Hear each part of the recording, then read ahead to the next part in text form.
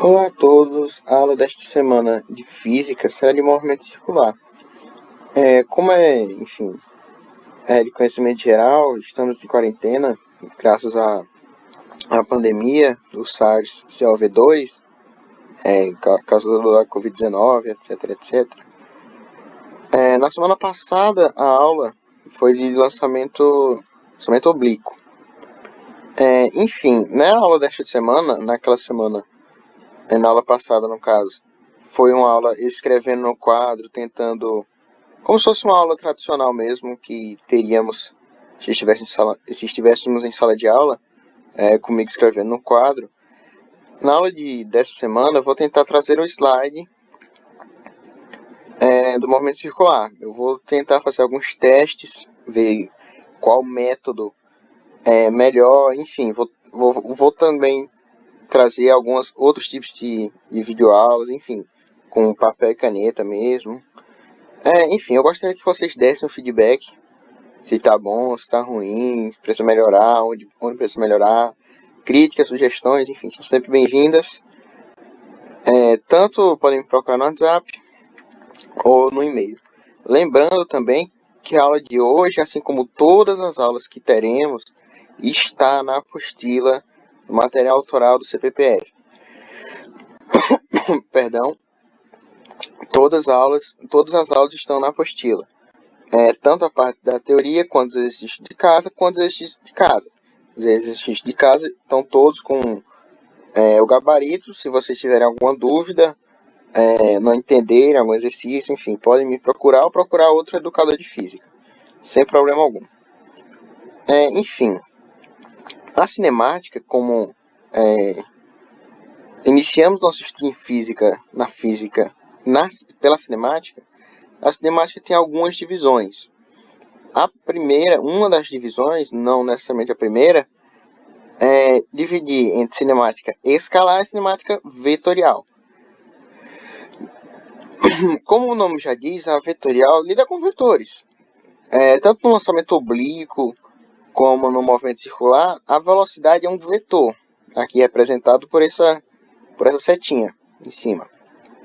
Outra divisão da cinemática é quanto à trajetória. A trajetória pode ser retilínea, isso é uma pista de asfalto normal, ou pode ser curvilínea, como por exemplo uma roda gigante. Uma pessoa na roda gigante tem uma trajetória curvilínea, ou a hélice de um ventilador, um carrossel, por exemplo, são trajetórias circulares.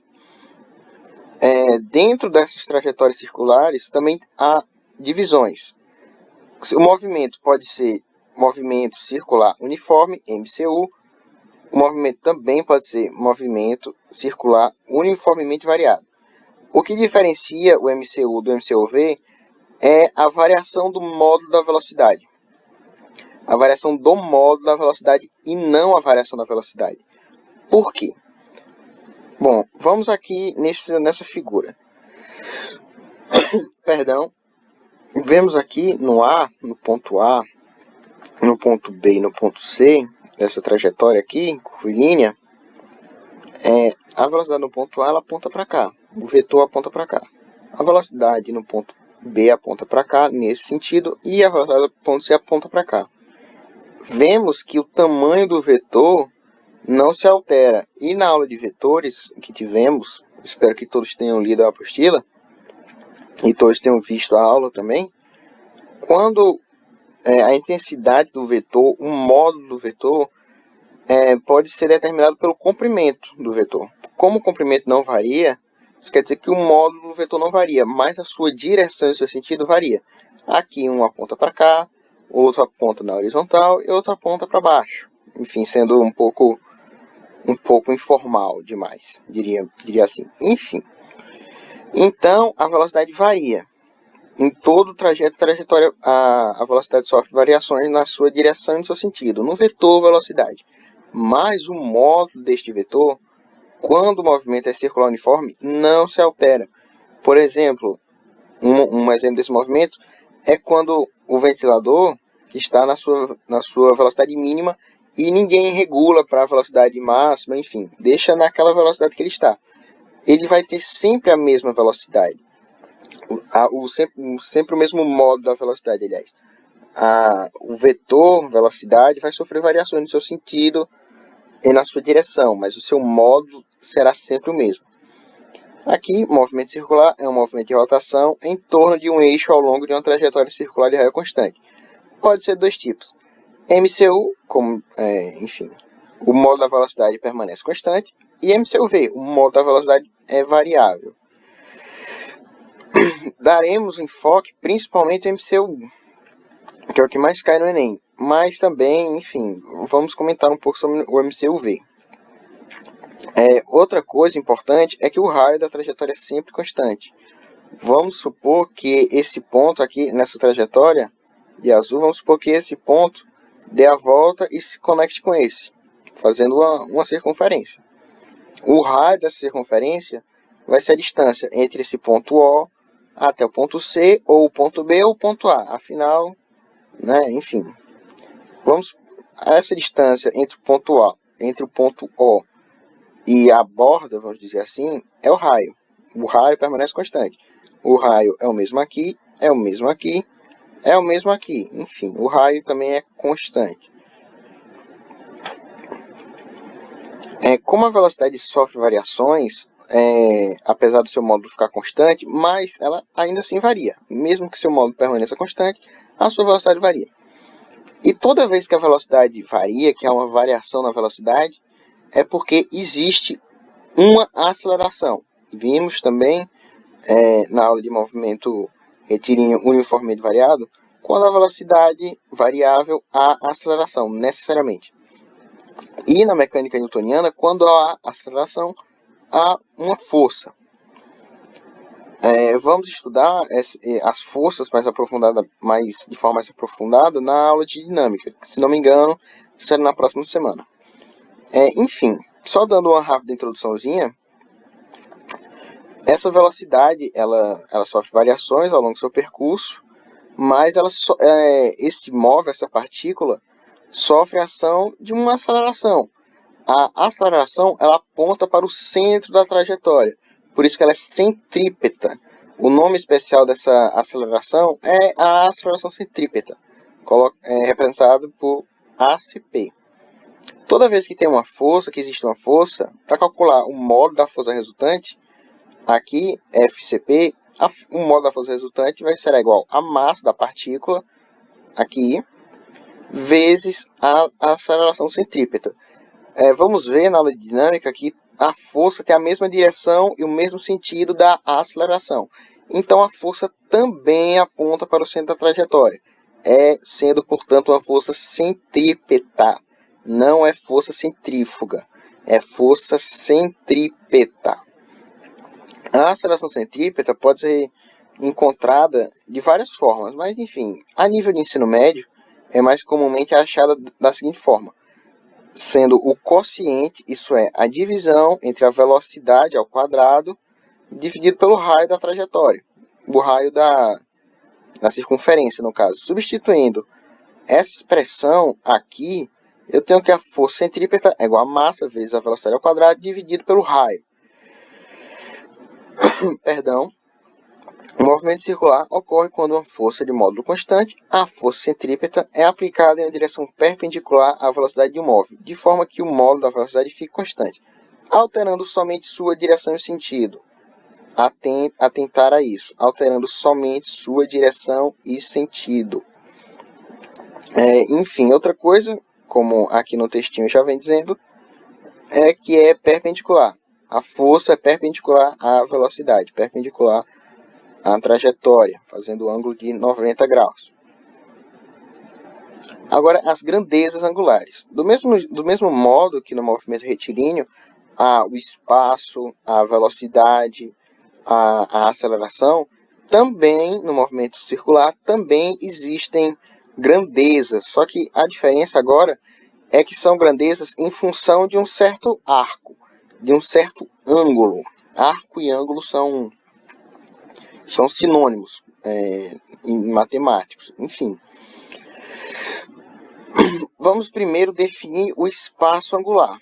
vamos supor que aqui é uma formiguinha, que tem uma formiguinha andando nessa trajetória aqui, nessa circunferência vermelha. Vamos supor que a formiguinha parte desse ponto e depois ela vai percorrendo esse caminho, chega nesse ponto, depois de um determinado tempo, enfim, 1 minuto, 2 minutos, enfim, um tempo qualquer. Ela vai percorrer um certo intervalo, um certo ângulo. No caso, esse ângulo é representado aqui por delta θ. Delta, enfim, só fazendo uma recapitulaçãozinha, é o final menos o inicial. Então, é o ângulo final menos o ângulo inicial. Se o ângulo inicial for 0, vai ser o ângulo final menos 0, que é igual ao ângulo final. Enfim, ela vai percorrer esse ângulo aqui. Enfim, ela vai ter também, essa formiguinha vai ter uma certa velocidade. Vamos lembrar aqui que a velocidade linear ela vai ser perpendicular à trajetória, desse modo aqui. Então, se a formiguinha está aqui, ela vai ter uma velocidade dessa forma. A velocidade linear da formiguinha. Mas ela também vai ter uma velocidade angular, que vai ser o ângulo, o arco que ela percorreu em um determinado intervalo de tempo. Vamos supor que ela tenha andado 90 graus em 1 minuto. Aí, então, vamos calcular a velocidade angular sendo 90 graus por minuto. A velocidade angular, então, é o ângulo percorrido dividido pelo tempo percorrido. E a aceleração angular, analogamente ao movimento retilíneo, seria, então, a variação da velocidade angular por um certo intervalo de tempo. A aceleração angular ela só acontece no tipo de movimento que é o MCUV. Enfim, vamos falar mais na frente. Outra coisa sobre o movimento circular é muito importante. Quando começamos a aprender polígonos, etc., ainda no ensino fundamental, a unidade de medida para ângulos que temos é os graus. Sabemos que um quadrado tem um retângulo, de forma geral, tem 360 graus de ângulos internos. Um triângulo, a soma dos ângulos internos de um triângulo é 180 graus. Enfim, trabalhamos com graus. No caso, a circunferência completa, esse ângulozinho, vamos supor que esse ângulo seja a circunferência completa. Um ângulo de uma circunferência completa é 360 graus. Que quando estamos aprendendo matemática, é bem intuitivo. Pegamos uma circunferência e dividimos em 360 partes iguais. Cada parte seria um ângulozinho, seria um grau. É bem intuitivo, bem fácil. Entretanto, à medida que vamos nos aprofundando nos estudos, vemos que é mais fácil, mais cômodo representar o 360, no caso a volta completa, em vez de representar por 360, representarmos por uma constante matemática. É mais prático. Por exemplo, quando estudamos ondas, vamos ver por que é mais prático. Para fazer um gráfico, uma senoide, uma cossenoide, é mais cômodo usar os ângulos em função de uma constante matemática do que em função de 360, que é um número muito grande, que, enfim, é um número um pouco arbitrário. Enfim, cena dos próximos capítulos. Primeiro, essa nova unidade de medidas que vamos introduzir aqui é o radiano. O radiano, ele pode ser expresso da seguinte forma. O radiano é a razão entre o comprimento de um arco e seu raio. Vamos supor que essa parte laranjinha seja o espaço percorrido, o ΔS. E vamos supor que a distância entre esse ponto e entre esse aqui, essa distância, seja R. Eu vou ter que o ângulo θ, que se forma aqui, θ é igual ao espaço percorrido pelo raio. Quando esse espaço percorrido, ele é igual ao raio, ele vai ser justamente um radiano, vai ser 1 sobre 1, que é um radiano. Imagine, você tem essa linha, e você coloca ela reta, você deixa ela em pé, e depois amassa ela. tenta torcer ela. Vamos supor que aquele ele tem um comprimento R, e aquele também vai ter um comprimento R, vai ter o mesmo comprimento, só que vai estar agora torto. Ele vai estar torto de tal forma que eu posso encaixar perfeitamente ele aqui. Ou seja, isso daqui tem o mesmo comprimento disso. O raio, esse preto de baixo, tem o mesmo comprimento desse laranja de cima. Quando isso acontece, esse ângulo formado aqui, esse ângulozinho daqui, ele é exatamente 1 radiano. Aqui tem uma representaçãozinha do GIF. Aqui o raio R, ele vai ficar em pé agora, ele vai ser torcido. Aqui vai formar um ângulo de 1 radiano, 1 rad. Agora eu posso aumentar esse arco, 2 radiano, 3 radiano, e vai sobrar um pouquinho. Eu vou ver que esse pouquinho mais os 3 radianos é igual a π, a constante matemática π. Se meia circunferência é igual a π, uma circunferência toda vai ser igual a 2π. Enfim, temos que então, se meia circunferência, isso é 180 graus, é igual a π, uma circunferência toda de 360 vai ser igual a 2π. Isso é muito importante porque nos possibilita formas rápidas de poder converter de radiano para graus. Por exemplo, pode usar, se eu conhecer um ângulo, o valor desse ângulo em radiano e o valor desse ângulo em graus, eu posso fazer qualquer conversão usando a regra de 3. Geralmente, eu uso, quando eu não sei de cabeça, π igual a 180. Eu acredito que seja mais fácil. Mas, enfim, se alguém preferir usar 2π igual a 360 ou qualquer outra conversão, sinta-se livre. Aqui podemos achar o ângulo em radiano se souber o valor desse ângulo em graus, fazendo a regra de 3. Eu coloco que π está para 180 graus, assim como esse ângulo em radianos está para o mesmo ângulo em grau. Por exemplo, usando 90 graus, a conversão de 90 graus, eu tenho que π está para 180, assim como o valor desse ângulo em radianos está para 90. Eu esqueci da bolinha aqui do graus, mas enfim. Cortando aqui 180 por 90, eu tenho 2. Agora eu posso fazer o cruz-credo, passar esse 2 para cá, isolando o θ. Eu tenho que θ radianos é igual a π sobre 2 rad. Isso quer dizer que 90 graus valem π sobre 2 radianos. Ora, se uma meia circunferência dá 180, um quarto de circunferência, aqui no caso 90, vai ser π sobre 2, enfim. Eu espero que todos tenham entendido esse exemplo, caso não tenha entendido a conversão, aliás. Se alguém não tiver entendido a conversão, ou enfim, o conceito de radiano, pode me procurar que eu tiro a dúvida. Agora, outra coisa também na matemática básica é o perímetro do círculo. O perímetro do círculo, ou a circunferência do círculo, pode ser encontrada da seguinte forma: a circunferência é igual a 2πr. Essa fórmula vem da própria definição de π.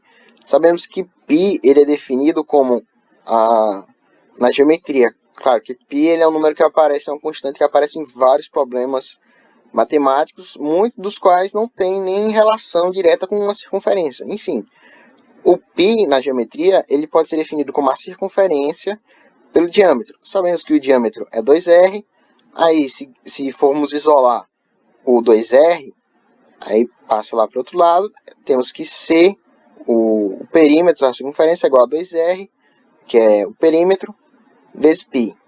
E substitui não. Simplificando, fica dessa forma. C igual a 2πr. Isso quer dizer que se eu der uma volta completa, o espaço que eu vou percorrer, vamos imaginar que aqui eu tenho um barbante. Eu tenho uma certa trajetória circular e eu tenho um barbante, eu quero botar esse barbante em toda a extensão da trajetória. O tanto de barbante que eu vou usar, a circunferência do barbante, pode ser encontrada se eu souber o raio da circunferência da trajetória. Vamos supor que esse raio seja 2 metros.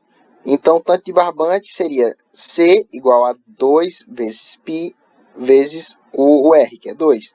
Então fica 2 vezes π vezes 2, dá igual a 4π. Eu posso substituir o π por 3,14, enfim.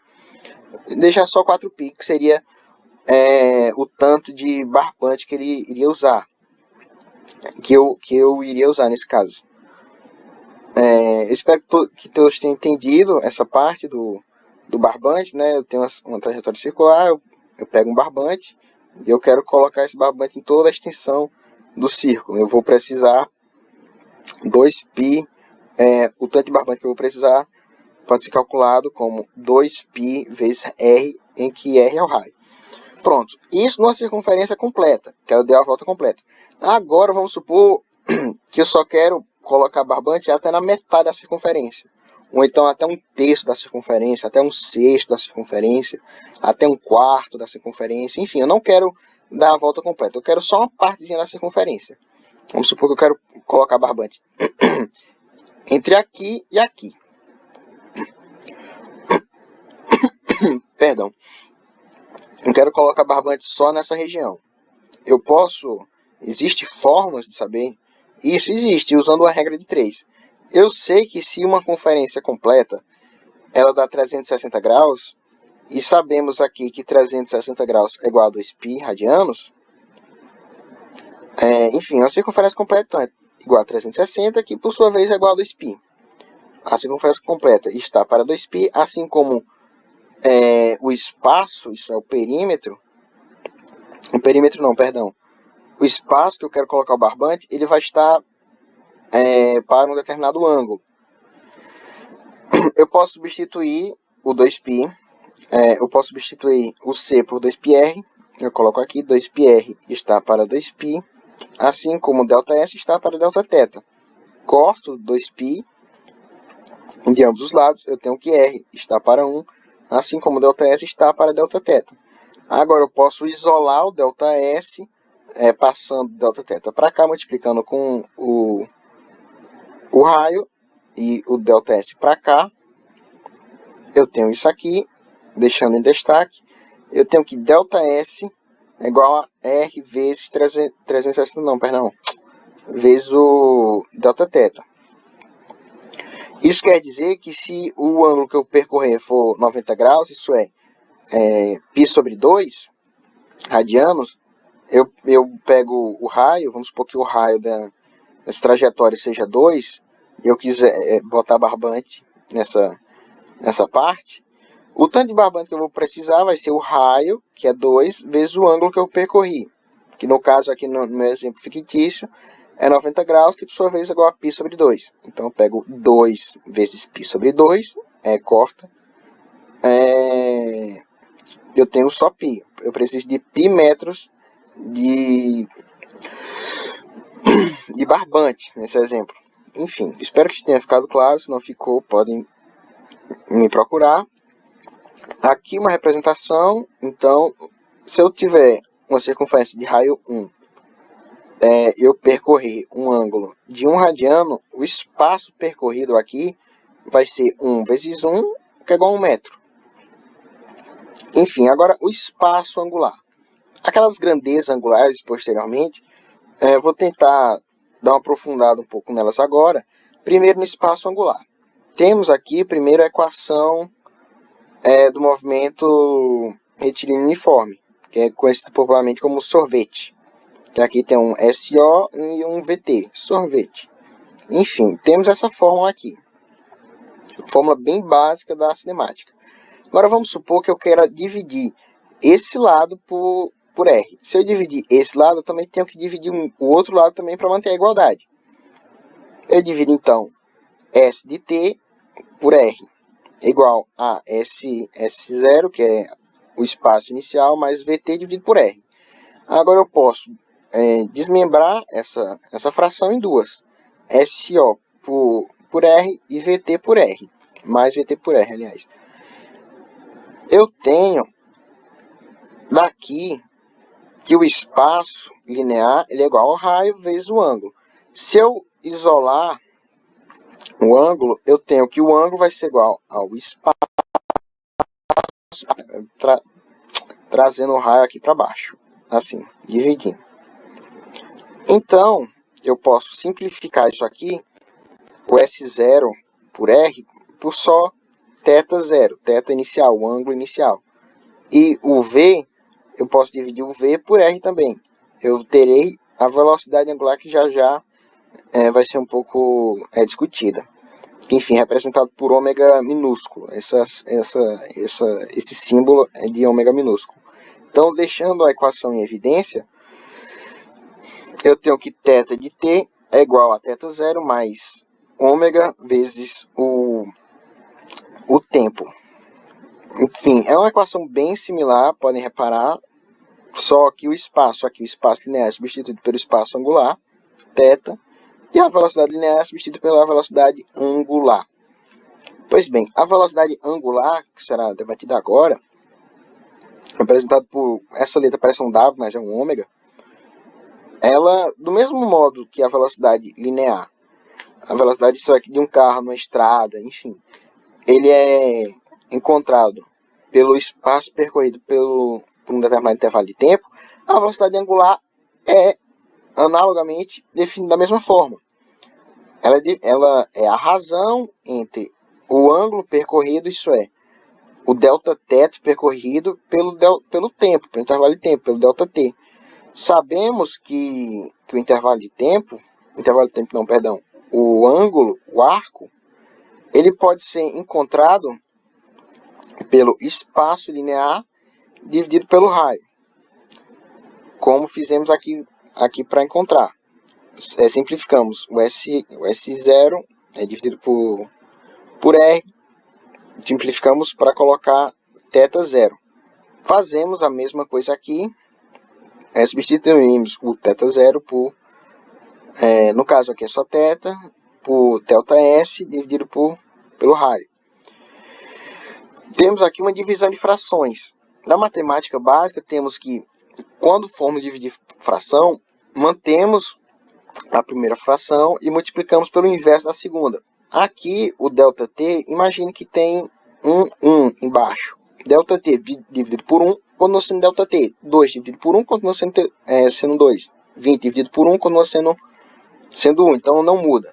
Então, agora eu vou inverter essa fração de baixo. Conservei a primeira, inverti a segunda. ΔS dividido por R vezes 1 sobre ΔT. Agora eu posso trocar de posição o R pelo ΔT. Eu tenho que ΔS dividido por ΔT vezes 1 sobre R. ΔS sobre ΔT é justamente a velocidade linear. Multiplicado por 1 sobre R. 1 sobre o raio da trajetória. Agora eu posso isolar o V. Eu posso jogar esse R aqui multiplicando para o outro lado. Jogar assim, fazendo cruz credo. Isolando, então, eu tenho que a velocidade linear vai ser igual à velocidade angular vezes o raio, colocando em evidência aqui. E como achamos essa fórmula, uma nova forma de representar a velocidade angular, também podemos achar uma nova forma de achar a aceleração centrípeta. A aceleração centrípeta no início da aula foi definida como sendo a razão entre o quadrado da velocidade pelo raio. Como eu sei que a velocidade é igual à velocidade angular, ômega vezes R, quando eu coloco isso ao quadrado, eu tenho velocidade angular ao quadrado vezes o raio ao quadrado, dividido pelo raio.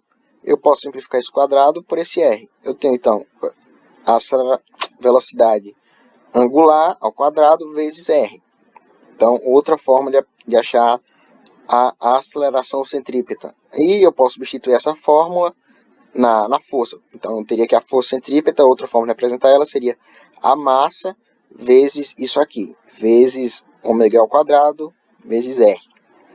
Agora, a aceleração angular, que ela não é tão vista nos movimentos circulares de forma geral, mas ela existe. Por exemplo, um exemplo dela é quando o ventilador ele está na velocidade mínima, no 1, e eu coloco ele, enfim, fazendo muito calor, eu coloco ele na velocidade máxima, no 3, se não me engano.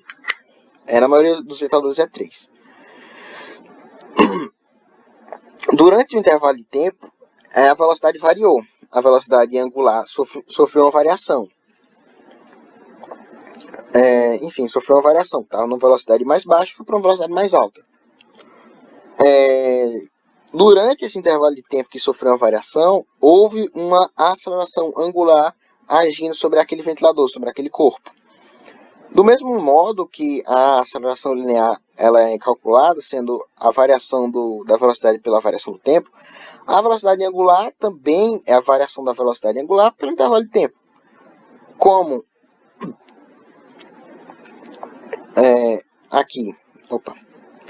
aqui, como a velocidade angular ela é igual à velocidade dividido pelo raio, eu substituo aqui ΔV por R, fazendo também a mesma coisa daqui, na divisão de fração. Eu mantenho a primeira fração, isso é ΔV sobre R, multiplico pelo inverso da segunda, 1 sobre T. Eu troco de lugar o R pelo T, fica ΔV sobre ΔT vezes 1 sobre R, que é igual ΔT por ΔT, ΔV por ΔT, aliás, perdão, é igual à aceleração. Isso aqui multiplicado por 1 sobre raio. Agora eu posso isolar o raio aqui para esse lado. Eu tenho que a aceleração linear vai ser igual à aceleração angular vezes o raio. Aqui deixando em destaque. Então, fazendo um resuminho de tudo, eu tenho que o espaço, ele é igual ao espaço, no caso, todas essas grandezas são grandezas lineares, grandezas que estudamos na cinemática quando a trajetória é retilínea, e aqui quando a trajetória é curvilínea. O espaço linear ele é igual ao espaço angular, o ângulo vezes o raio. A velocidade linear é igual à velocidade angular vezes o raio. A aceleração linear é igual à aceleração angular vezes o raio. De forma geral, temos que uma grandeza linear vai ser igual à grandeza angular vezes o respectivo raio da trajetória. Agora, uma coisa importante do movimento circular, antes de chegarmos no movimento circular propriamente dito, é o período e a frequência. A frequência F é o número de revoluções, oscilações, voltas, eventos que acontecem, enfim, qualquer coisa que seja periódica, isso é, que aconteça em intervalos regulares de tempo. Frequência F é o número de revoluções por um certo período de tempo. Sua unidade é o Hertz. Eu tenho que F vai ser igual a N, que é o número de revoluções, número de voltas, número de oscilações, enfim, dividido por intervalo de tempo. E o período T é o intervalo de tempo para que um fenômeno cíclico se repita N vezes. Sua unidade é o segundo. O fenômeno cíclico pode ser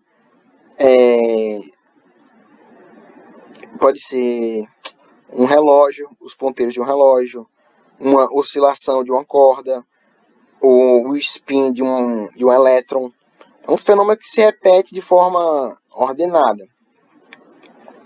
Por exemplo, vamos supor, o dia tem 24 horas e eu almoço 3 vezes nesse dia. A frequência que eu almoço, então, seria 3 dividido pelo intervalo de tempo, que no caso está em horas. Então, 3 refeições por 24. 3 por 24 dá 1 sobre 8. Então, a minha frequência é uma refeição a cada 8 horas. Por exemplo, é claro, isso não é real, é só algo fictício, algo hipotético. E o período que eu faço as minhas refeições é justamente o intervalo de tempo entre cada refeição. O intervalo de tempo entre cada refeição pode ser encontrado dividido pelo dia, pela duração do dia, que é 24, dividido pelo número de refeições que eu fiz. 24 por 3, dá 8. Então, período seria, então, eu como 8... A cada 8 horas eu faço uma refeição. Enfim, sendo novamente hipotético. Então, período é o intervalo de tempo para que um fenômeno aconteça. Enquanto frequência é o número de revoluções, de voltas, enfim, que ele deu nesse tempo. A relação entre a frequência e o período, se eu multiplicar a frequência e o período, eu vou multiplicar N por ΔT vezes ΔT por N. Eu corto aqui os N's e corto ΔT, só sobra 1. Ou seja, F vezes T é igual a 1. Eu posso isolar o T, eu tenho que a frequência é o recíproco do período e que o período é o recíproco da frequência. Agora, o movimento circular, propriamente dito, ela é mais uma revisão de tudo que vimos na aula de hoje. Aqui temos um movimento acontecendo, vemos aqui o vetor velocidade, aqui não deixa o GIF parar, aqui num certo raio. Enfim, aqui ele descrevendo um certo ângulo, um certo arco da trajetória, e a sua velocidade, o módulo da sua velocidade é constante. O módulo da sua velocidade linear é constante, não sofre variações. Quando isso acontece, é um movimento circular uniforme. Existe uma equação geral do movimento uniforme, que, por exemplo, eu uso quando eu vou fazer questões. Eu sei que a velocidade é igual ao espaço pelo tempo. Eu sei que o espaço, o perímetro de um círculo, ele é igual a 2πr, e eu sei que o tempo, voltando aqui, vamos supor que eu dei uma volta só, que o fenômeno cíclico só se repita uma vez. Então, eu tenho t igual a ΔT, é dividido por 1. Então, eu tenho que o período é igual ao intervalo de tempo. Então, eu posso trocar o intervalo de tempo pelo período. Aqui eu também sei que o período ele é igual a 1 sobre f.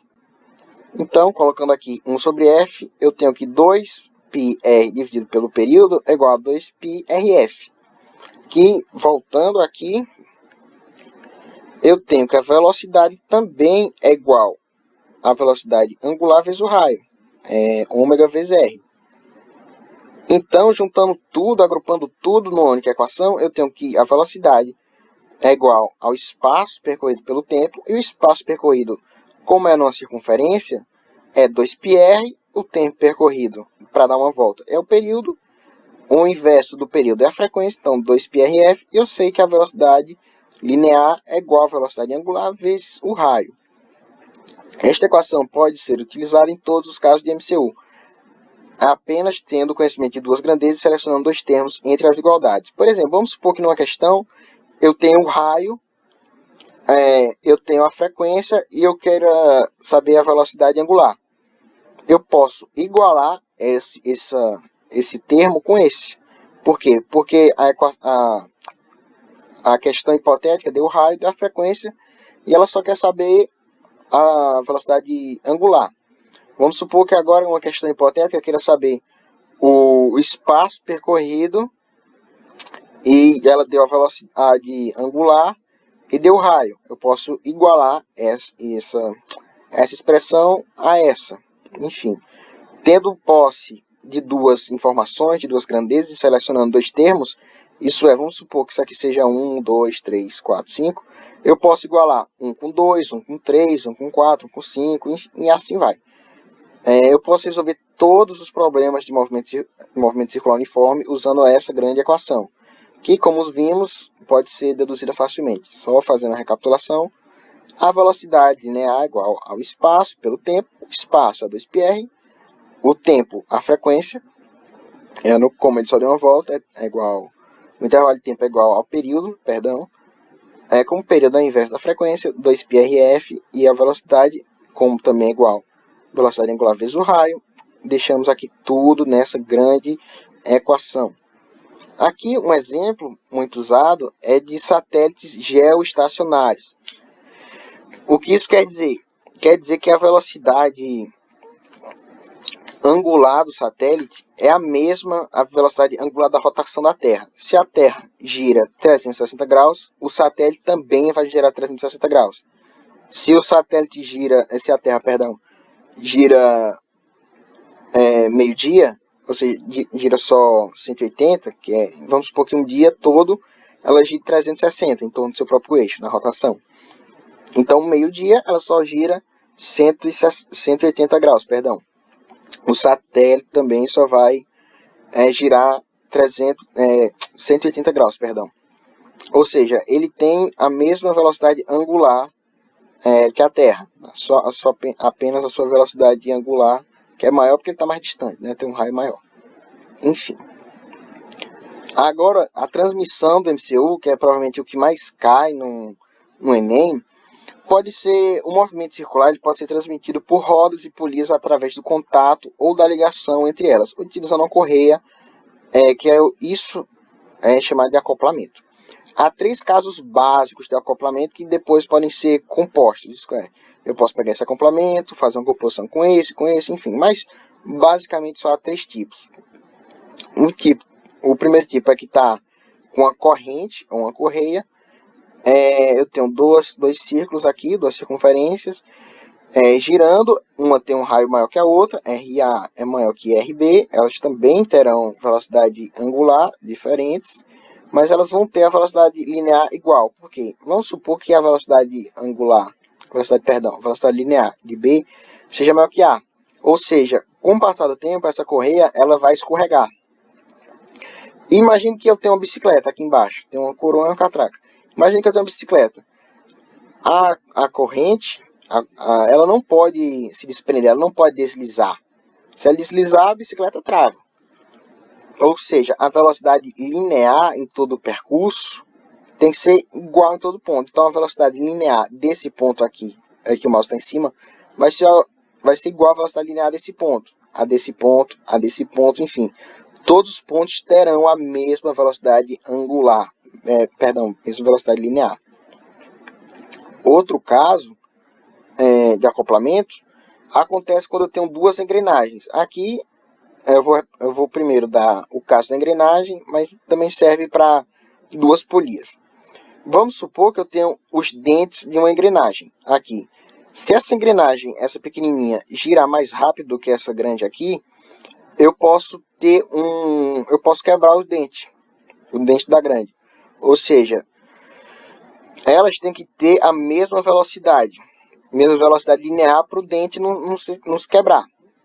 Vamos supor que elas estão girando, aí uma é mais rápida do que a outra. Então, o dente dela vai começar a quebrar. E isso não é desejável. Não é desejável, de forma alguma. O mesmo acontece quando são polias que estão em contato. A velocidade delas vai ter que ser a mesma. A velocidade linear, no caso. Vai ter que ser a mesma para não haver deslizamento. Outra curiosidade desse acoplamento específico aqui é que a inversão do sentido da velocidade angular. Isso é, se essa gira no sentido anti-horário, essa daqui vai girar no sentido horário.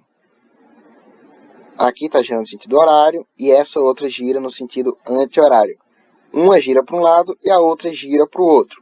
Jamais elas podem girar para o mesmo lado, senão aí o movimento não estará sendo transmitido. Velocidade angular é igual, velocidade linear é igual. Aqui, fazendo um rápido conserto, na apostila eu escrevi lá que R1, aqui eu representei tudo por A e B, A e B, A e B, A e B. Na apostila eu coloquei 1 e 2, mas enfim, é a mesma coisa. Eu coloquei que R1 vezes N1 é igual a R2 vezes N2. Só que eu acabei cometendo uma leve confusão. Aqui, na verdade, a apostila era para estar R1 vezes N2 é igual a R2 vezes N1. Do mesmo jeito que está aqui, considerando que o A seja igual a 1 e o B seja igual a 2. Então, o raio dessa polia vezes o número de dentes, vamos supor que ela tem dentes aqui, dessa pequenininha. Quando eu multiplicar o raio dessa grandona pelo número de dentes dessa pequenininha, eu vou ter uma igualdade entre o raio da pequenininha vezes o número de dentes da grandona. Dessa forma. Podemos perceber e podemos notar que, vamos supor que o raio dela seja grande. O raio dessa daqui seja grande, seja maior. Se o raio dela é grande, ela também vai ter uma grande circunferência. Já que a circunferência ela é achada, calculada, multiplicando 2π vezes o raio. Então, um raio grande tem uma grande circunferência. Com a grande circunferência, eu também vou ter um grande número de dentes. Ou seja, o raio ele é diretamente proporcional ao número de dentes. Então, aqui, RA está para NB, assim como RB está para NB. Diretamente proporcional. O terceiro caso de acoplamento acontece aqui. Vamos supor que eu tenha... pode fazer isso. Coloca o seu polegar. Gira a sua mão. Você vai ver que o seu polegar ele vai girar da mesma... Ele vai percorrer o mesmo ângulo que o seu braço, o seu membro superior. Se eu girar o meu membro superior, fazer uma pronação que é girar... Pronação e supinação é girar o braço. Se eu girar o braço metade, o meu polegar também vai girar metade. Se eu girar o braço todo, meu polegar vai girar todo. Isso quer dizer, vamos percorrer o mesmo ângulo, no mesmo ângulo, quando elas estão acopladas ao mesmo eixo. Vamos supor que essa correia aqui, que esse acoplamento, ela percorra metade da circunferência, isso é 180, ou pi radianos. Essa também vai ter que descrever o mesmo ângulo.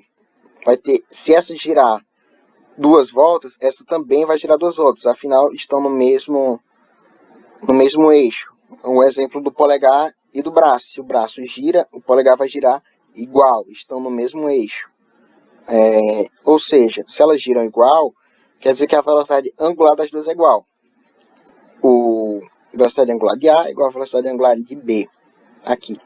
Agora, se formos expandir essas equações, primeiro expandindo a equação da velocidade linear, eu tenho que a velocidade linear de A é igual à velocidade linear de B. Eu sei que a velocidade linear daqui ela é igual a 2 vezes π vezes o raio vezes a frequência. Substituindo 2 vezes o π vezes o raio vezes a frequência, eu tenho que 2π dos dois lados, eu posso cortar, então só sobra raio vezes a frequência de um é igual ao raio vezes a frequência de outro. Faz isso. Não precisa decorar. Essas formulinhas aqui não precisa decorar. É só ter o raciocínio que, como a velocidade vai ser igual, a velocidade linear vai ser igual, é só substituir os termos, não precisa decorar. E aqui, no caso dessa de baixo, eu tenho que a velocidade linear, a velocidade angular de A vai ser igual à velocidade angular de B. Eu também, substituindo aqui, 2π vezes a frequência, igual a 2π vezes a frequência, eu posso cortar os 2π, então que a frequência de A é igual à frequência de B. Agora, o movimento circular uniformemente variado, vamos supor que eu tenha essas duas catracas aqui, eu coloco um eixo, e nesse eixo eu coloco outra catraca, agora acoplada por uma corrente, ou seja, eu posso ter sistemas, como tem a primeira questão da apostila, com mais de um acoplamento. Aí o que é que eu tenho que fazer nesses casos? Eu tenho que ir caso a caso, eu tenho que ver quais polias e quais polias e quais rodas estão acopladas desse jeito, qual caso se aplica e fazer de uma em uma. Eu espero que a parte de transmissão do MCU tenha tido ficado claro. Caso eu tenha falado alguma coisa muito rápido ou vocês não tenham entendido, podem me procurar também no WhatsApp. Agora, no movimento circular uniformemente variado,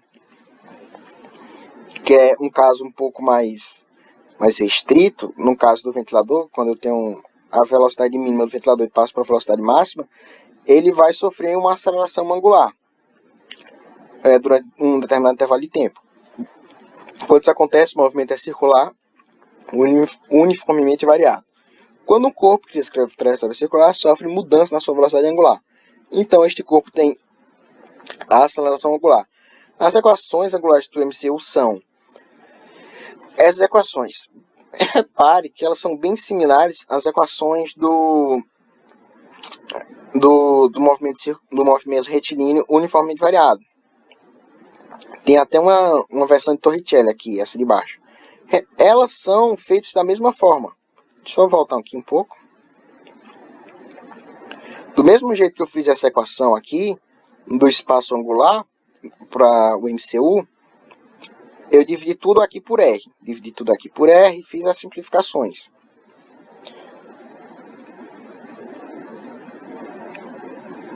Faz a mesma coisa aqui. Eu pego a equação do movimento retilíneo uniformemente variado, S igual a S0 mais V0 vezes T mais a aceleração vezes o tempo ao quadrado dividido por 2. Aí eu também divido tudo isso aqui por R e eu vou chegar nessas fórmulas aqui.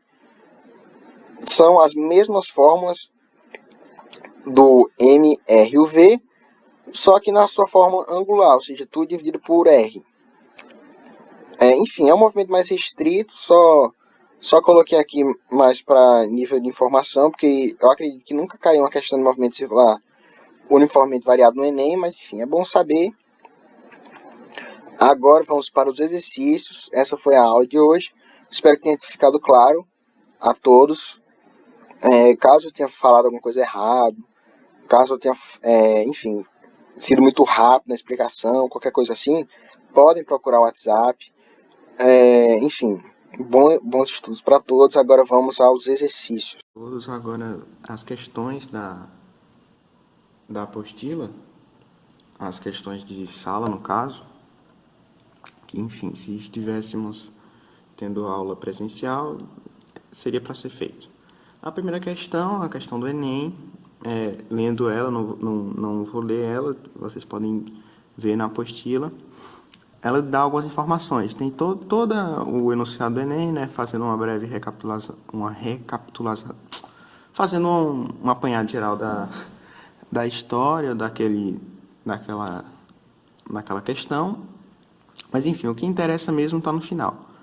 De acordo com a figura, que é a figura que está na questão, o motor é ligado ao eixo e movimenta as engrenagens fazendo o ponteiro girar. A frequência do motor é de 18 RPM. Então, a frequência do motor de 18 RPM, primeiro dado.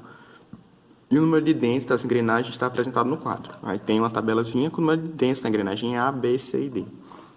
Primeiro, vamos ver cada tipo de acoplamento. Primeiro, o eixo do motor, ele se acopla à engrenagem A, como vê na imagem, do mesmo eixo, aquele acoplamento que é uniaxial. Por exemplo, deixa eu fazer. Pronto, aqui é como se o grafite fosse o eixo de rotação e os meus dedos fossem uma roda girando. Aqui gira e aqui gira, mesmo tanto, ou seja, tem a mesma velocidade angular. Se tem a mesma velocidade angular, o eixo do motor e a engrenagem A tem a mesma frequência. Enfim, prosseguindo, temos que a engrenagem A se acopla com a engrenagem B naquele tipo de acoplamento desse modo. A engrenagem A gira para cá, por exemplo, e a engrenagem B gira para cá, com o mesmo valor da velocidade linear, o mesmo valor em módulo. Aqui a velocidade linear de A é igual à velocidade linear de B por causa do acoplamento.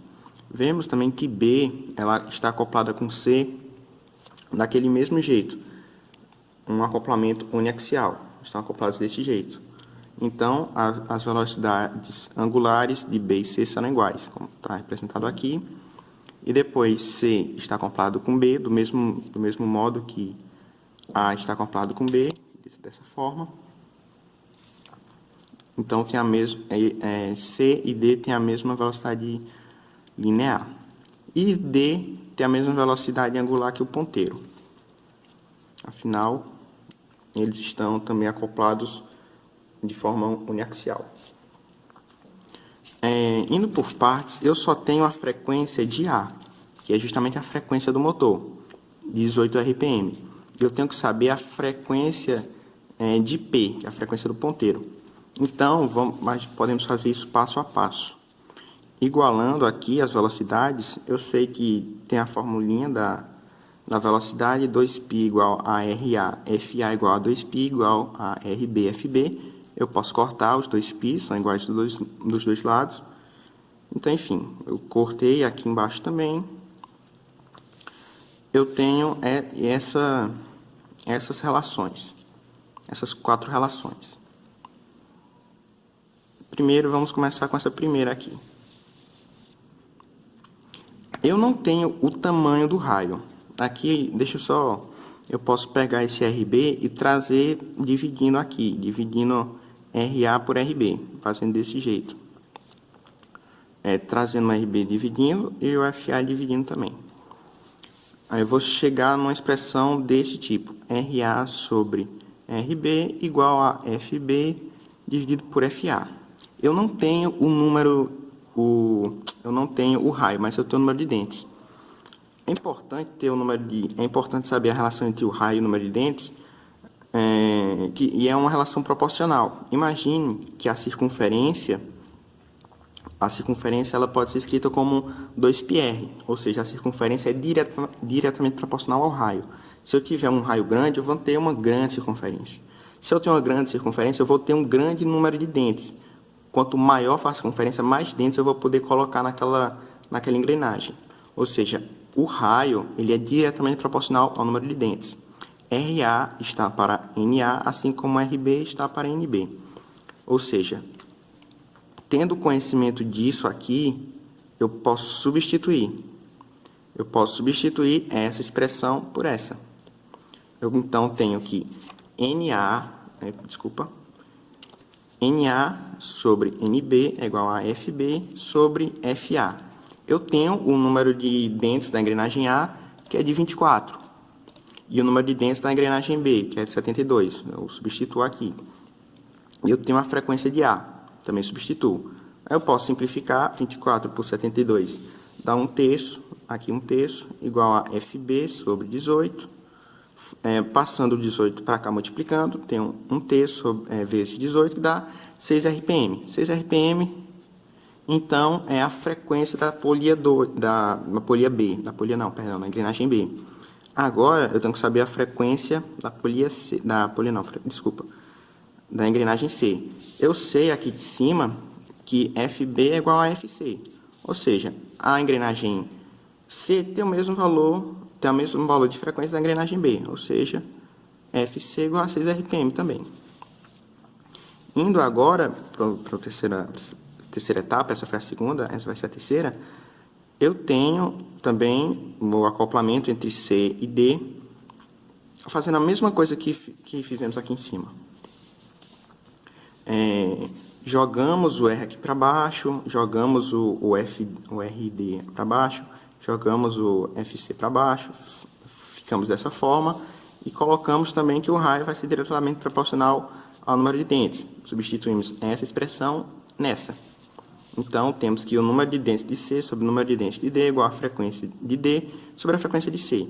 Agora, substituímos os valores. O número de dentes de C é 36, o número de dentes de D é 108, a frequência de D é o que eu quero descobrir, e a frequência de C, que foi descoberto aqui, é de 6 RPM. Então, substituindo 36 por 108, dá 1/3. Passando 1/3, tem um 6 aqui, passo o 6 para aqui. 1/3 vezes 6 dá 2 RPM. Agora, quarto e último passo, a frequência de D é igual à frequência do ponteiro. Ou seja, a frequência do ponteiro é de 2 RPM. Então, a alternativa na questão do Enem é letra B, 2 RPM. Se alguém tiver alguma dúvida nessa questão, por causa da proporcionalidade entre R e N, pode, enfim, se eu falei muito rápido alguma coisa, podem tirar suas dúvidas. A segunda questão, uma questão bem mais rápida do que a primeira, um objeto de massa m executa um movimento circular uniforme com frequência de 0,5 Hz. Sabendo que o raio da trajetória circular do objeto é de 30 centímetros, determine a aceleração centrípeta a que este está submetido ao objeto. Dados, aí a questão diz para utilizar π igual a 3. Bom, sabemos que a aceleração centrípeta é igual à velocidade ao quadrado dividido pelo raio, que também, por sua vez, é igual à velocidade angular ao quadrado vezes o raio. Usando aquela grande fórmula que eu passei na aula de movimento circular, que é a fórmula que relaciona todas as grandezas, que é essa daqui, velocidade igual ao espaço pelo tempo, o espaço numa circunferência do 2πr e o período é o tempo. Como o tempo é o inverso da frequência, 2π RF é igual à velocidade angular vezes o raio. Pronto.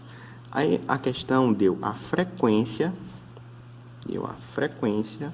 e deu o raio.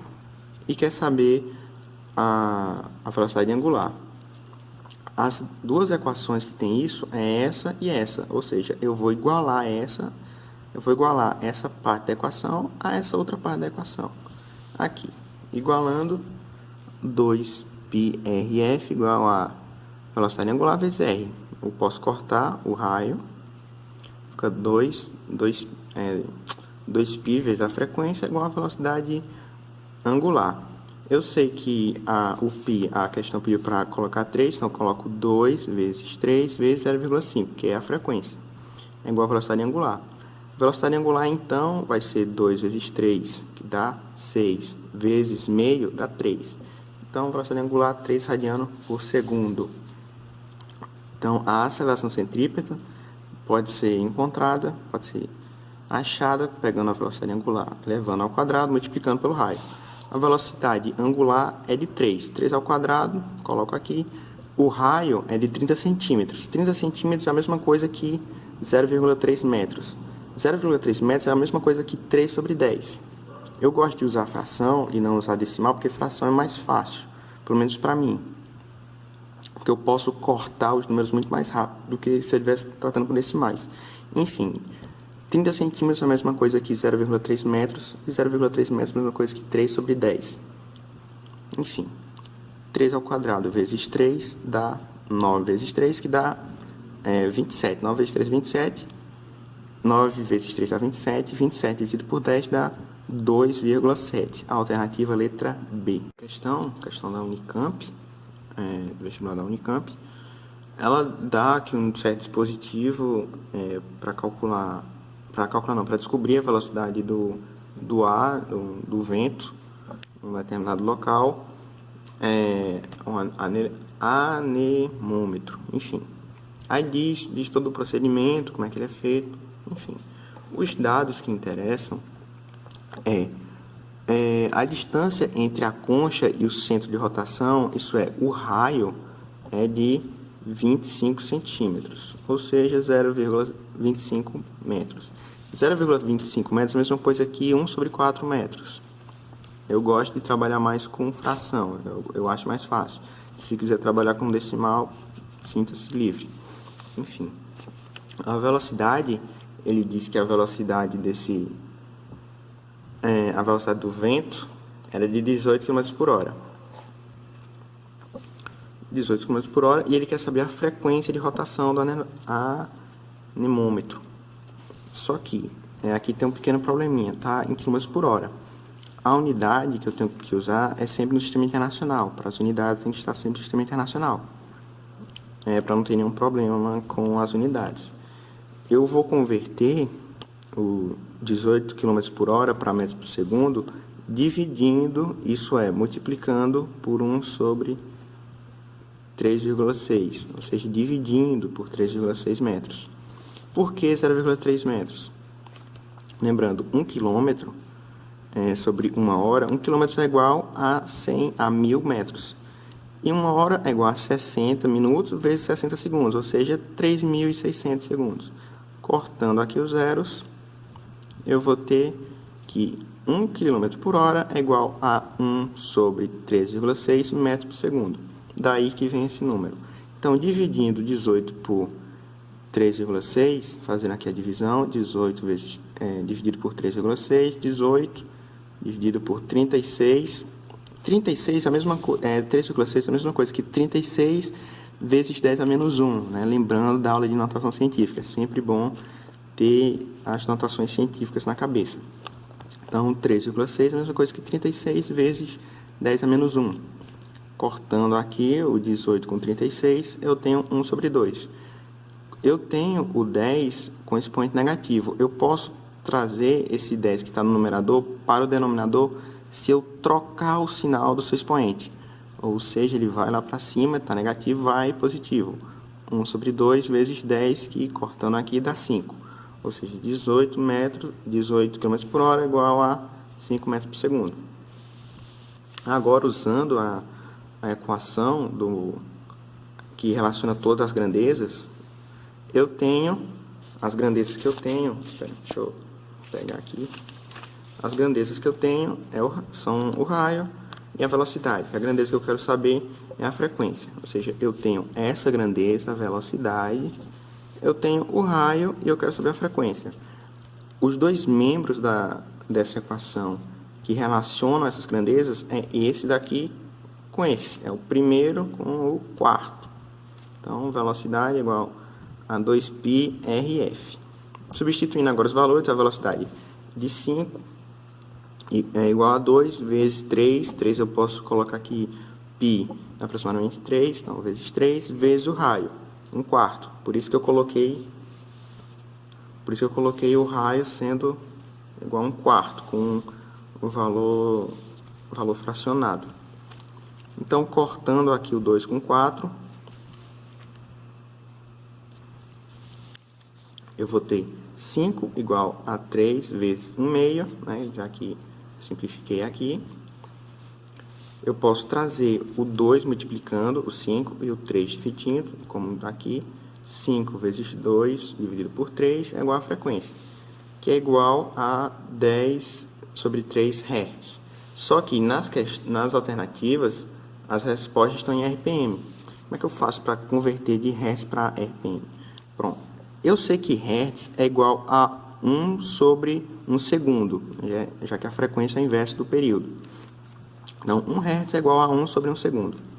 Isso aqui é igual a 60 por 60 segundos. Afinal, o 60 se cancela com 60 e volta a ser 1. Né? 10 dividido por 10 é igual a 1.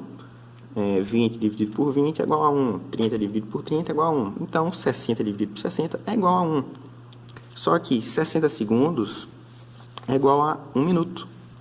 Então, eu posso dizer que 1 Hz ele é igual a 60 vezes 1 sobre 1 minuto. E 1 sobre 1 minuto é justamente RPM. Essa é justamente o RPM. Então, 1 Hz é igual a 60 RPMs.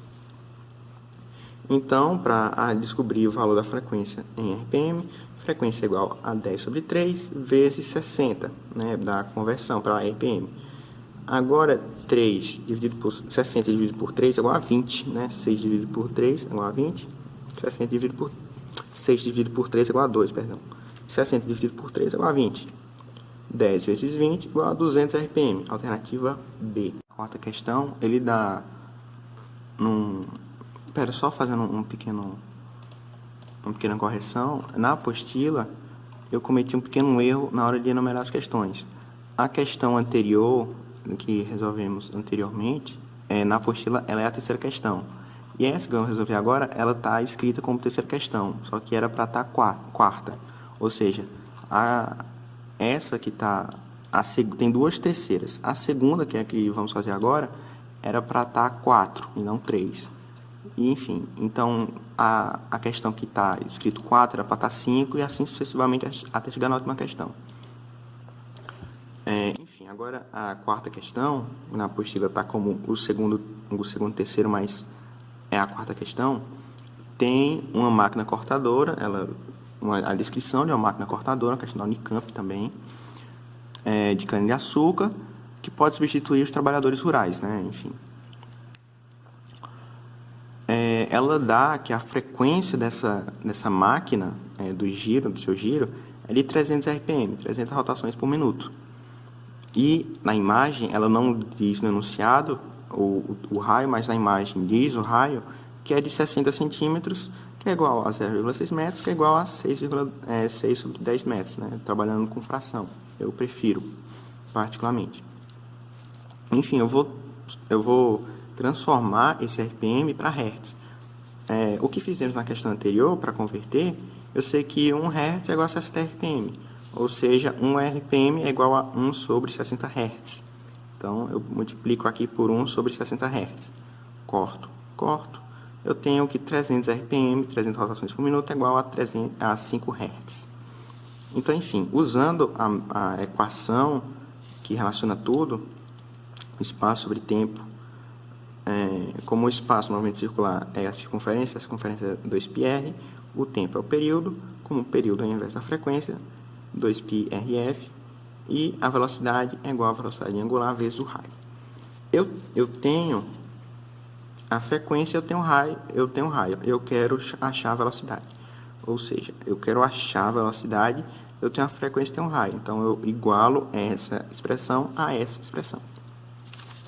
Velocidade é igual a 2 vezes π vezes um raio vezes a frequência.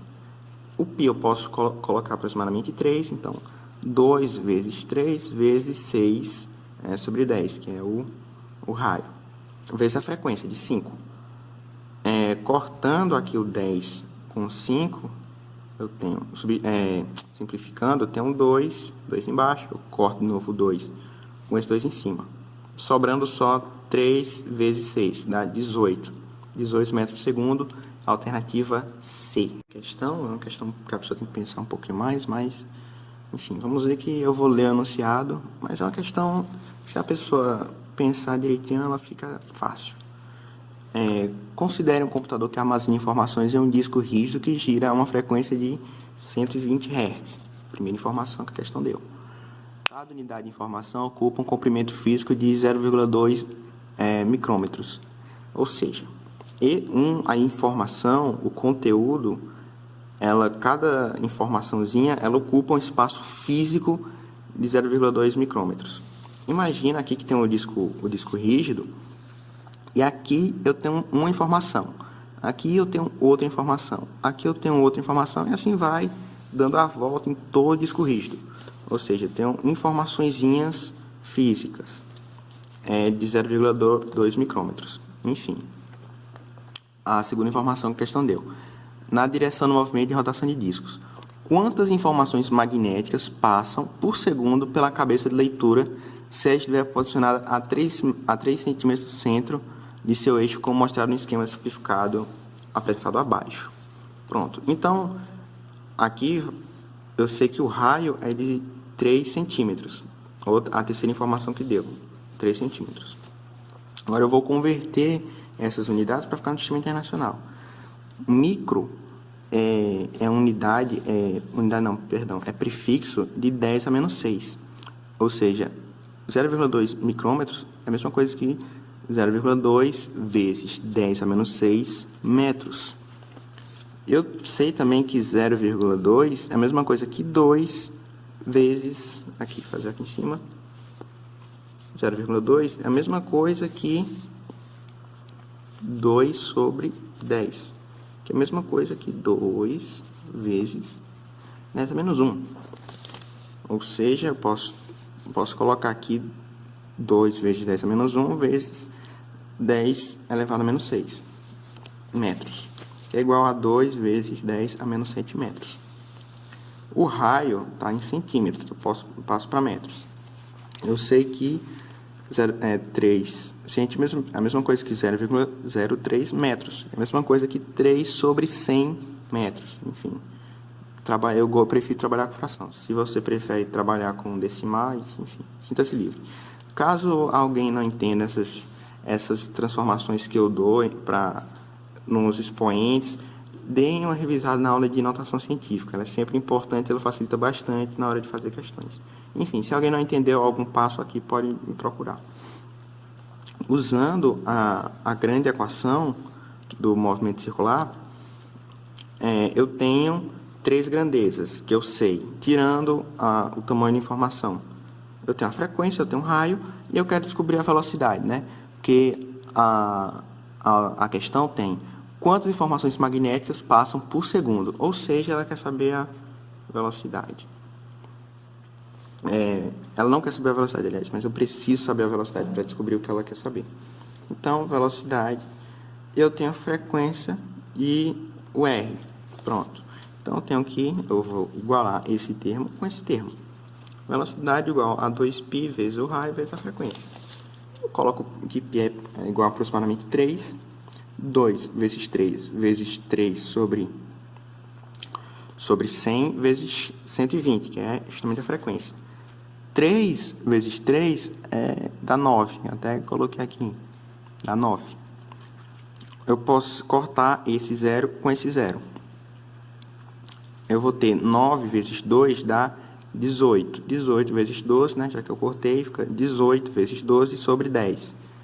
18 vezes 12 dá 216 sobre 10, que dá 21,6 metros por segundo. Então, essa é a velocidade de giro. Agora, eu vou saber qual o tamanho do disco rígido, qual a circunferência do disco rígido. Para descobrir a circunferência, eu vou usar a equação normal, a equação mais simples da cinemática. Velocidade é igual à variação do espaço pela variação do tempo. A velocidade é de 21,6, o espaço, que é justamente a circunferência do disco rígido, o espaço que ele vai percorrer girando, e o tempo. O tempo eu vou colocar igual a 1, por quê? Perdão. Deixa eu escrever aqui no cantinho. Eu sei que o período é igual a N. Perdão. Eu sei que o período é igual a ΔT sobre N. Em que N é o número de voltas, né? Vamos supor que ele só dê uma volta. Ou seja, o período é igual ao tempo.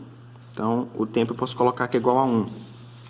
Então, 21,6 igual a ΔS sobre 1. Passando aqui para o outro lado, eu tenho que ΔS é igual a 21,6 metros. Agora, eu vou ter que fazer uma regra de 3 para poder responder essa questão. Essa informaçãozinha do tamanho físico do HD, eu vou usar ela agora. Que eu sei que o tamanho físico do HD não, o tamanho físico da informação é de 2 vezes 10 a menos 7 metros. Pronto. Se uma unidade de informação vale 2 vezes 10 a menos 7 metros, quantas unidades de informação eu posso ter em 21,6 metros? Vou fazer uma regra de 3. Então, x unidades em 21,6 metros. Considerando que eu teria unidades de informação em toda a extensão do disco rígido. Fazendo a regra de 3 normal, Fazendo a regra de 3 normal, multiplicando aqui, multiplicando cruzado, eu tenho que 21,6, que eu vou pegar o 21 e multiplicar por 1, 21,6 é igual a 2,10 a menos 7 vezes x. Agora, passando isso aqui para baixo, isolando o x, 21,6 sobre 2 vezes 10 a menos 7. Eu posso passar esse 10 a menos 7 para cima. Posso passar do denominador para o numerador, se eu trocar o sinal do expoente. Ou seja, 21 vezes 6 sobre 2 vezes 10 a 7. Né? Eu estava no denominador, foi para o numerador trocando o expoente. E agora eu posso só fazer a divisão de 20... Eu pego uma unidade, multiplico aqui. Então, 21,6 vezes 10 a 7, mesma coisa que 216 vezes 10 a sexta. Eu voltei com a casa decimal, né? Sempre bom lembrar da notação científica, esse negócio das casas decimais, de voltar, enfim. Então, eu subtraio uma unidade e volto uma casa. 216 dividido por 2 dá 108. 108 vezes 10 a 6. Então, eu posso também... A vírgula está aqui. O zero está aqui, aliás. A vírgula está aqui. Eu posso passar 2 casas para a esquerda. Quando eu faço isso, eu somo. Quando eu vou para a esquerda, eu somo. Quando eu vou para a direita, eu subtraio. Então, 1,08 vezes 10 a 8 unidades, que dá a alternativa D. Não escrevi, mas a alternativa da questão, letra D. Enfim, dá para relacionar com o assunto, né? Já que vimos na aula a aceleração centrípeta.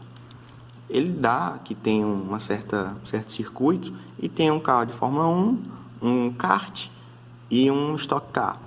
Aí, em determinados pontos desse circuito, em determinadas curvas desse circuito, essas curvas vão ter um determinado raio, que estão nas tabelas. As massas dos carrinhos também estão na tabela.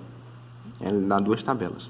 Enfim, eu não vou ler a questão, vocês leem na apostila, usando as informações dessas tabelas. Bom, eu vou descobrir, ele quer saber qual a maior força centrípeta e fazer a ordem de decrescência, né? De colocar qual é maior que qual. Enfim, eu vou descobrir a força centrípeta de cada carrinho. Vou primeiro pegar do carrinho o kart. Eu pego a força centrípeta do kart, é igual a massa do kart vezes a aceleração centrípeta do kart. Essa expressão de velocidade ao quadrado sobre raio é de aceleração centrípeta, como tem todas as expressões. Enfim, Eu sei que a massa do kart, como tem na tabela, é igual a m, vezes a velocidade ao quadrado. Sim, outra coisa importante é que a questão diz que a velocidade de todos os carros, nesses momentos, é igual e constante. Ou seja, eu assumo que a velocidade de todos os carros é constante. Eu coloco a massa do carrinho, do kart, vezes a velocidade ao quadrado, dividido pelo raio da curvatura, que no caso a questão disse que é de 2r. Então eu posso colocar 1 sobre 2.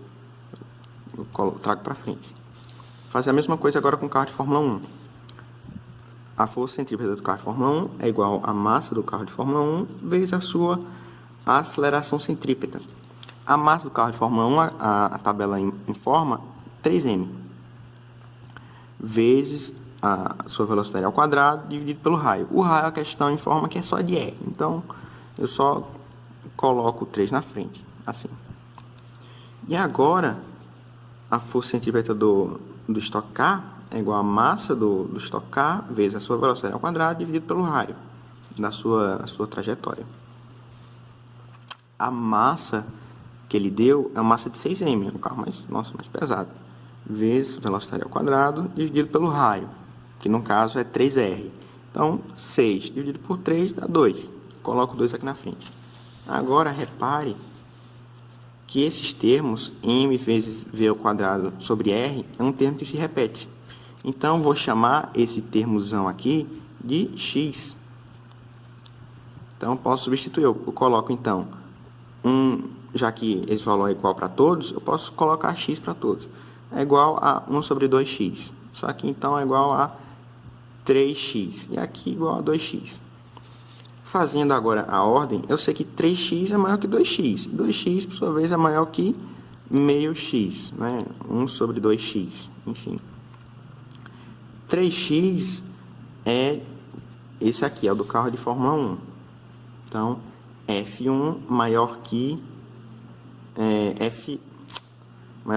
Fs, já que o 2x é o Fs, que é maior que Fk, já que 1 sobre 2 é o kart, né?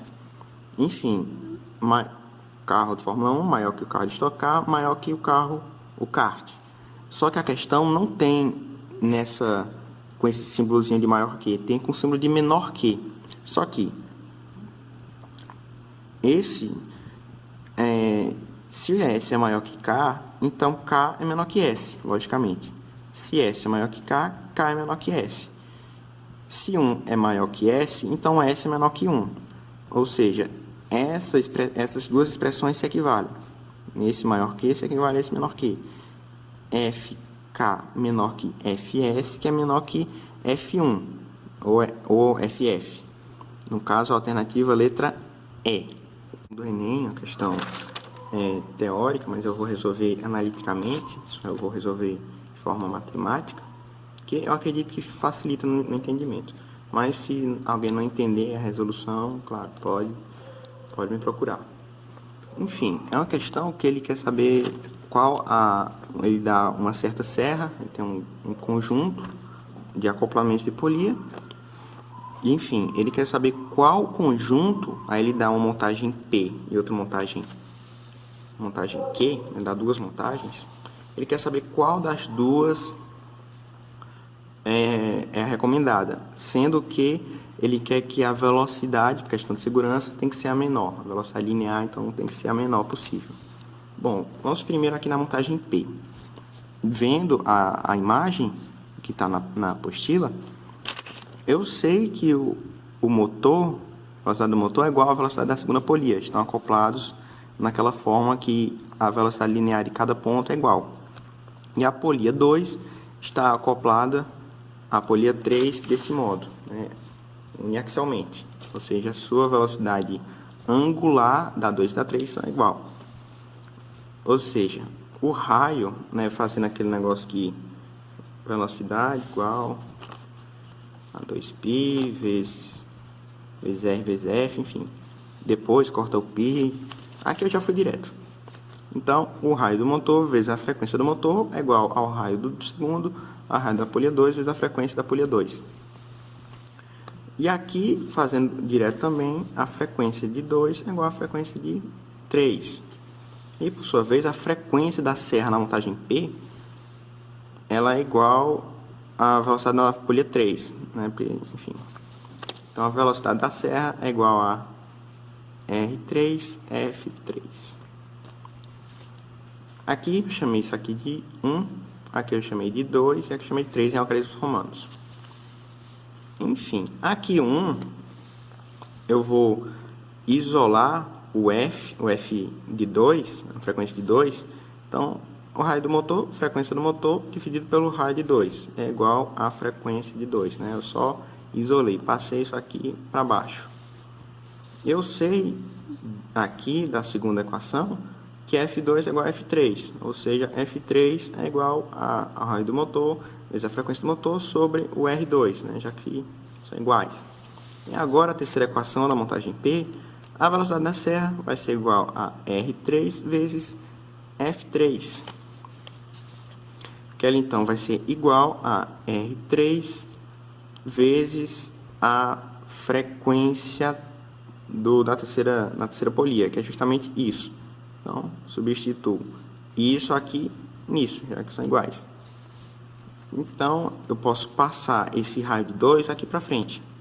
Então, eu tenho R3 dividido por R2 vezes o raio do motor vezes a frequência do motor, com uma condição que na imagem vemos que o raio da terceira polia é bem maior do que o raio da segunda polia. Vemos que a terceira polia é bem maior. Então, eu coloco que R maior que R3 maior que R2. Pronto. E aqui, na segunda montagem, na montagem Q, eu tenho que a velocidade do motor é igual à velocidade da terceira polia, né, graças ao tipo de acoplamento. A velocidade angular da segunda polia é igual à velocidade angular da terceira polia, já que estão acopladas dessa forma. Então, a velocidade angular vai ser igual. E a velocidade da serra é igual à velocidade da segunda polia. Fazendo a mesma coisa que fizemos em cima, a velocidade do motor, a velocidade do motor é igual à velocidade da terceira polia, então o raio do motor vezes a frequência do motor é igual ao raio do terceiro vezes a frequência do terceiro. Pronto. Aqui eu vou designar também por 1, 2 e 3 em algarismos romanos, mas enfim, não é o mesmo 1, 2 e 3. Não é o mesmo. Então, enfim, a frequência de 2 é igual à frequência de 3, já que suas velocidades angulares são iguais. A velocidade da serra, então, é igual a 2R vezes... R2 vezes F2, e aqui é 3. Então, enfim, agora eu vou isolar de novo a frequência da terceira polia, jogando aqui o R3 para baixo, igual fizemos aqui em cima, igual fizemos aqui. Então, enfim, isolando F3, eu tenho aqui o raio do motor vezes a frequência do motor sobre o raio da terceira igual a F3. Eu sei também na segunda que F2 é igual a F3, ou seja, F2 é igual ao raio do motor vezes a frequência do motor dividido por R3. E aqui são iguais. Agora, a velocidade da serra é igual a R2, F2. F2 é isso aqui. Eu substituo. Então, R2 é igual ao raio do motor vezes a frequência do motor dividido pelo raio da terceira. Agora eu vou passar o raio da terceira para frente. Então, eu coloco R sobre R2 sobre R3 vezes o raio do motor vezes a frequência do motor, com a condição que o raio do R3 é maior que R2, né? Já que vemos na figura que o raio terceiro é maior que R2. Então, enfim, se formos comparar aqui, vamos ver que na montagem P tem um raio do motor e a frequência do motor. E na montagem Q também tem um raio do motor e a frequência do motor. A única diferença entre elas é a razão. Na montagem P é R3 sobre R2, enquanto na montagem Q é R2 sobre R3, ou seja, está invertido. Agora, vamos supor E sim, o R3 é maior que R2 nas duas condições. Tem um bichinho aqui. Sim, vamos supor, enfim, então a única diferença das duas montagens é a ordem da razão. Em um, o R3 está em cima e em outro, o R3 está embaixo. E o R3 é maior que o R2 nas duas circunstâncias. Vamos supor que o R3 valha 3 centímetros, 3 metros, enfim. E o R2 valha 2 centímetros, 2 metros, enfim. Aqui, então, 3 sobre 2 dá 1,5. Agora, usando os mesmos raciocínios, vamos supor que aqui valha 2 e aqui valha 3. Então, 2 sobre 3, 0,66666, enfim, assim vai. Ou seja, eu tenho que a montagem Q, para qualquer valor que eu colocar aqui, vai ter uma velocidade menor. Já que essa fração, já que o R3 está embaixo. Como o R3 é maior que R2, então a velocidade da serra na montagem Q, ela é menor. Pois bem, então, sabendo que a montagem na Q é a menor, a gente já pode eliminar duas alternativas, a alternativa C e a alternativa D. Sobra só a B e a E. Vou ler cada uma. Primeiro, a primeira alternativa, a alternativa A, que, pois as polias 1 e 3 giram com velocidades lineares em pontos periféricos, velocidades lineares iguais em pontos periféricos, e aqui tiver maior raio, terá menor frequência. Sim, essa está correta. De fato, a polia 1, que no caso é o motor, gira com a mesma velocidade na polia 3. E quanto maior o raio, menor a frequência. São inversamente proporcionais. Então, a primeira está certa. A alternativa A é a correta. A oitava questão, estou gravando a oitava questão de novo, tá? Porque teve um problema na primeira vez. Enfim, espero que não tenha problema agora. É uma questão aberta, uma questão dissertativa, com 3 itens, A, B e C. 3 itens, não 3 alternativas, tá? Eu tenho que responder esses 3 itens. Enfim, considere as 3 engrenagens acopladas simbolizadas na figura a seguir. Tá na apostila a figura. A engrenagem A tem 50 dentes e gira no sentido horário, indicado na figura com velocidade angular de 100 RPM, ou seja, a frequência de 100 RPM. A engrenagem B tem 100 dentes e a C tem 20 dentes. Ou seja, a figura é mais ou menos desse jeito, C, B e A, acopladas desse jeito, sendo que a A gira dessa forma, gira no sentido horário, assim, gira no sentido horário, igual ao sentido que está no relógio. Por isso, horário de hora, relógio, enfim, gira nesse sentido. Vimos que quando há um acoplamento desse modo, desse jeito, se um gira para cá, a outra tem que girar para baixo. Se um gira no sentido horário, a outra tem que girar no sentido anti-horário. Ou seja, aqui está no sentido horário. Então, a B tem que girar para cá, tem que girar no sentido anti-horário. E a C, se a B está girando assim no anti-horário, a C tem que girar no sentido horário. Ou seja, o item A, que é o que a gente está respondendo agora, qual o sentido de rotação da engrenagem C? É no sentido horário. Agora, no item B, quanto vale a velocidade tangencial da engrenagem A em dentes por minuto? Velocidade tangencial é a mesma coisa que velocidade linear. Lembrem que nas representações, velocidade linear era, por vezes, assim, um vetorzinho, um vetor que tocava. Por isso que é tangencial, ele é tangente à trajetória. Eu sei que a engrenagem A tem 100 RPM de frequência e o número de dentes igual a 50 dentes. Agora eu vou multiplicar, já que eu quero saber quantos dentes passam por minuto, e eu sei que RPM é a mesma coisa que 1 sobre minuto, ou seja, 100 RPM é a mesma coisa que 100 vezes 1 sobre minuto. Agora eu quero saber quantos dentes passam por minuto. Eu vou pegar o total de dentes da engrenagem A, que é 50, e multiplicar pela sua frequência, que é 100. Ou seja, 50 vezes 100 dá 5 vezes 10 a terceira, ou 5.000, como preferir. Então, 5.000 dentes por minuto. Essa é a alternativa do item B. Agora, no item C, ele quer saber qual é a velocidade angular de rotação em RPM da engrenagem B. Ou seja, ai, caramba, perdão. Como a engrenagem B e C estão acopladas, B e C não, perdão, A e B estão acopladas dessa forma, as suas velocidades lineares, suas velocidades tangenciais são iguais. Então, V é igual a VB. 2π, trabalhando mais a fórmula, então 2π RA FA igual a 2π RB FB. Eu corto 2π, agora eu posso passar o RB aqui para baixo e o FA para baixo, colocando o que tem R de um lado e o que tem F do outro. Então, eu tenho que o raio de A é igual à frequência de B, perdão, o raio de A sobre o raio de B é igual à frequência de B sobre a frequência de A. Eu não tenho o raio, mas eu tenho o número de dentes. Eu sei da primeira questão que resolvemos, a primeira questão do Enem, que o raio ele é diretamente proporcional ao número de dentes. Quanto maior o raio, maior a circunferência, mais dentes eu posso colocar em volta.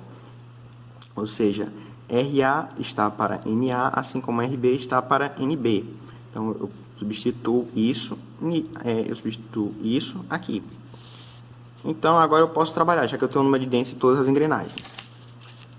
O número de dentes de A sobre o número de dentes de B é igual à frequência de B sobre a frequência de A. O número de dentes de A é 100 dentes. E o número de dentes de B é...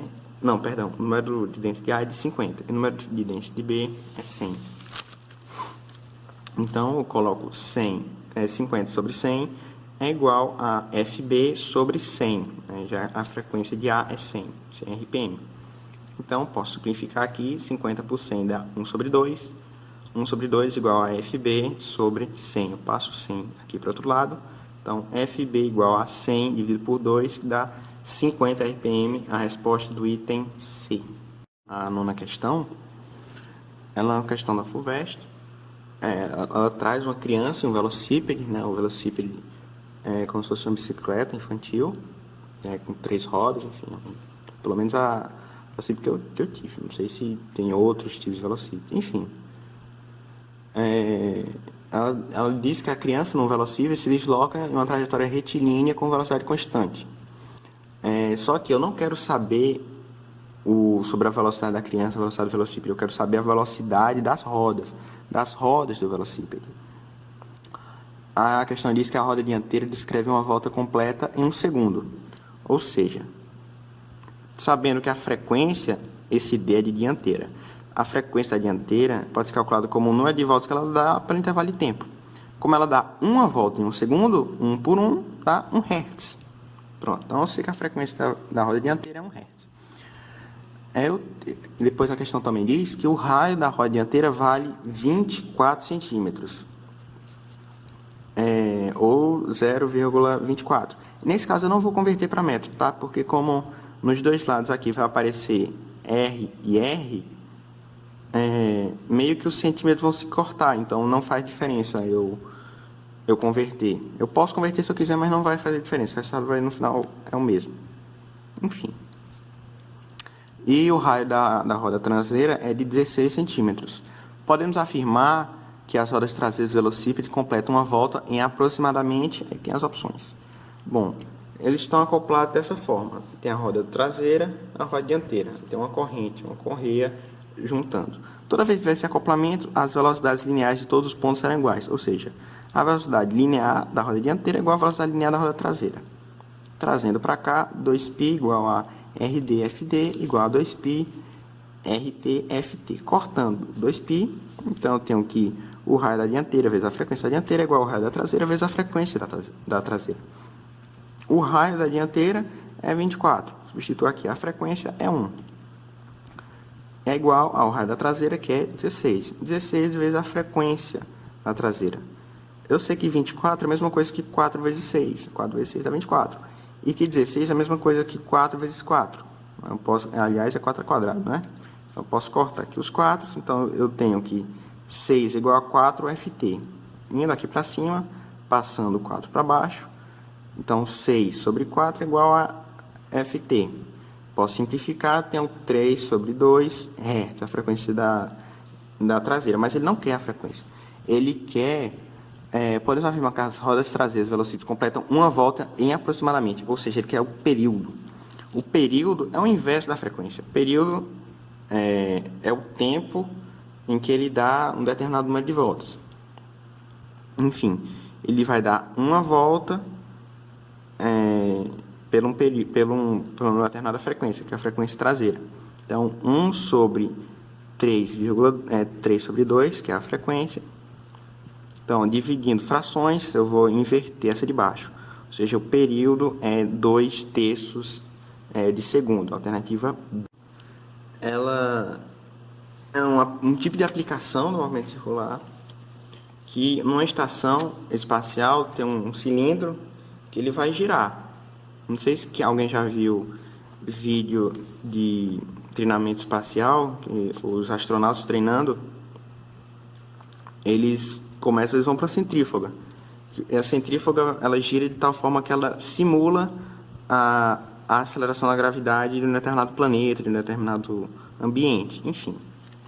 Ou seja, uma estação espacial foi projetada com formato cilíndrico, de raio igual a 100 metros, como ilustra a figura abaixo. Para simular o efeito gravitacional e permitir que as pessoas caminhem na parte interna da casca cilíndrica, a estação espacial gira em torno de seu eixo, com velocidade angular constante, ômega minúsculo. As pessoas terão sensação de peso como se estivessem na Terra, se a velocidade ômega for de aproximadamente, enfim. A pessoa vai ter a sensação de peso se o seu peso for igual a força centrípeta desse... E já que está girando, vai ter uma certa força centrípeta. Como a força peso é igual a massa vezes a aceleração da gravidade, e a força centrípeta é igual a massa vezes a aceleração centrípeta, e a massa do corpo não muda, então eu posso dizer só que a aceleração da gravidade tem que ser igual à aceleração centrípeta. E a aceleração centrípeta, por sua vez, é igual à velocidade ao quadrado sobre o raio, que também é igual à velocidade angular ao quadrado vezes o raio. Eu tenho o raio e eu tenho a aceleração da gravidade, que é 10, é uma constante. É aproximadamente 10. Então, eu vou igualar G a aceleração angular ao quadrado vezes R. 10 é igual a W ao quadrado. W não, perdão. Ômega ao quadrado. Mas, enfim, parece um W. Vezes 100. Agora eu vou 100, que é justamente o raio de 100 metros. Então, corto 10. Esse zero, o zero do 10 com o zero do 100. Então, eu tenho 1 é igual a 10 velocidade angular ao quadrado. Então, a velocidade angular ao quadrado ela é igual a 1 sobre 10, né? Já passando o 10 aqui para baixo. Eu vou agora tirar a raiz quadrada disso aqui. A raiz quadrada disso aqui ela é igual a raiz quadrada de 1 sobre a raiz quadrada de 100. De 100 não, perdão, de 10. Que dá, então, 1 sobre a raiz quadrada de 10. Eu não sei qual é a raiz quadrada de 10, mas eu sei que 10 é maior que 9. 9 que é um quadrado perfeito que está perto do 10. Eu sei que 10 é maior que 9.